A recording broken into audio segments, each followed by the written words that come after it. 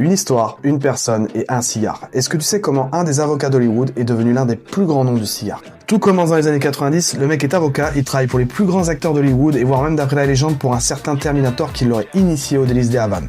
Et là, encore plus efficace que Sarah Connor, une passion innée. Rocky commence à fréquenter et à s'investir dans l'un des plus grands clubs de Havane de Miami, et se fait rapprocher par plusieurs hommes d'affaires qui lui proposent d'investir dans certaines manufactures de tabac honduriennes. Et boum! En 1996, le premier cigare by Rocky Patel arrive aux États-Unis, mais sous un autre nom, Indian Taba Cigar & Co. Un nom qui ferait référence à la fameuse marque et licence Indian Motorcycle. Et là, ça marche fort, très fort.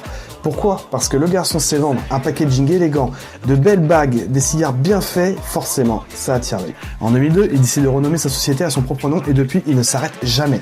Toujours à la recherche de nouveaux blends, de nouvelles saveurs, il voyage quasiment tout le temps pour trouver le mélange parfait.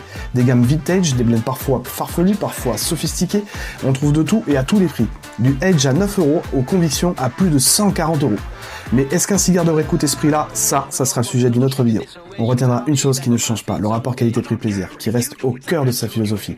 Aujourd'hui, Rocky Patel, c'est une marque mondiale respectée par les amateurs comme par les aficionados. Tout ça grâce à un avocat qui a suivi sa passion. J'espère que la petite histoire t'a plu, si c'est le cas, n'hésite pas à me faire savoir dans les commentaires et à t'abonner. Ciao!